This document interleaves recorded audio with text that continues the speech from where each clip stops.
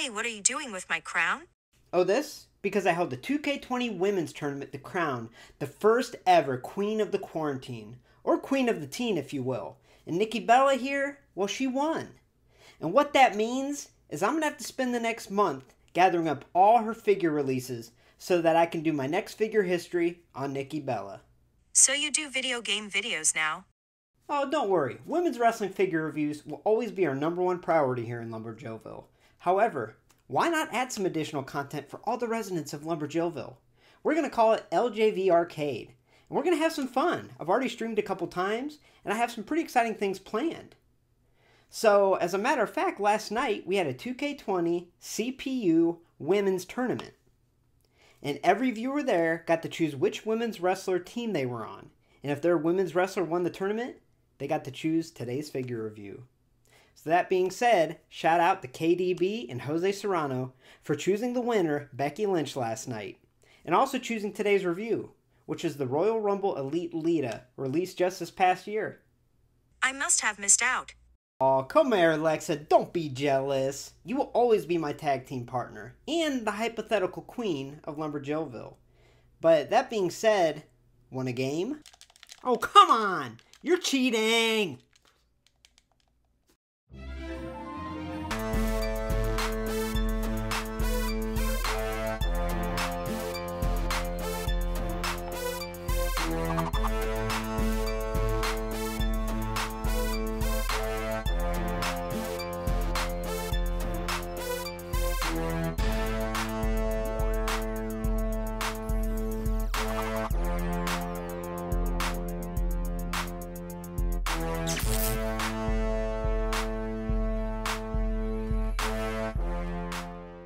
Hey y'all, welcome to Lumberjillville. Women's wrestling lives here.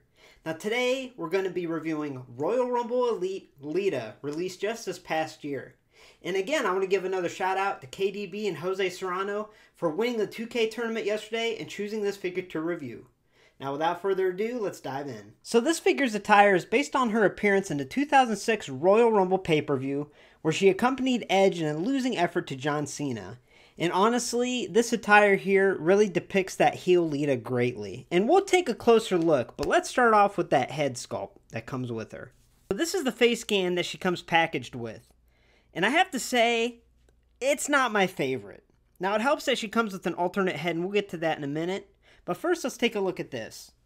Now the face is spot on. She even has a little heelish smirk going on, which is great.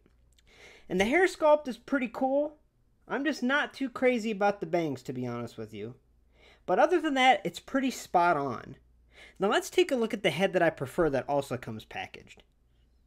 Alright, so here's the other head scan that she comes packaged with. And I do prefer this one. However, the head sculpt that she comes in the package with is actually more significantly accurate to the time period and has a lot more of a heel look to it.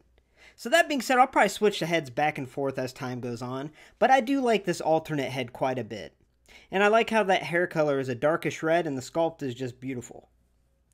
So that being said, it's important to note that the only other accessories besides an extra head are two closed fists that you can switch your hands out because she comes with semi-open hands. So yeah, now that we've covered the basics, let's take a look at that attire. So before we get a closer look at the attire, I just wanted to show you the tattoo detail on her right deltoid. So taking a closer look, it's very intricately painted. The design is great. Now she does have more tattoo detail on that battle pack with Trish. However, that's a current day Lita, and this is the 2006 Lita, so this is very accurate. Now getting a closer look at her top, there's a little bit of molding between the chest, and also it looks like a little bit on the shoulders. So it gives that appearance of a very short, tight tank top very well.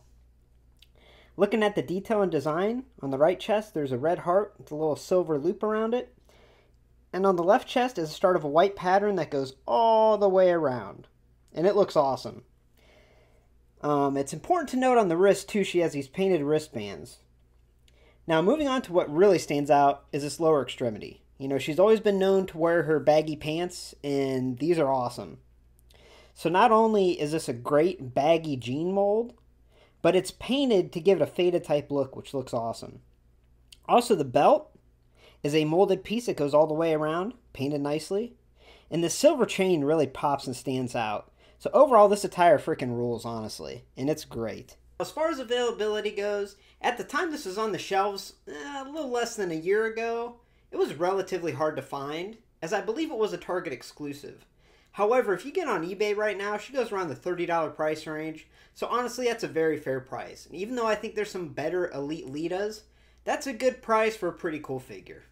So overall, I give this Royal Rumble Elite Lita a score of an 8 out of 10. It's a very cool figure, and I like how there's different options as far as switchable heads. Now, like I mentioned before, there are better Litas out there, and even Elite Litas. However, for the price point, this one's great. So if you're a women's division collector, I would try to pick this up on the cheap. Thanks for stopping by Lumberjillville. Women's wrestling lives here. Make sure to hit like, subscribe, and join the community. And like I said, today's figure review was chosen by a couple viewers in my live stream yesterday that happened to win a pretty random tournament, considering it was all CPU generated women, but it was a lot of fun. So next time you see me streaming, jump in there, say hi, and enter. And who knows, maybe you'll get to choose the next figure review. Now on top of that, I should have Mia Yim this week to review, and October is just around the corner, and I have so many videos, reviews, and even short movies that I can't wait to share with y'all. Have a good night, y'all.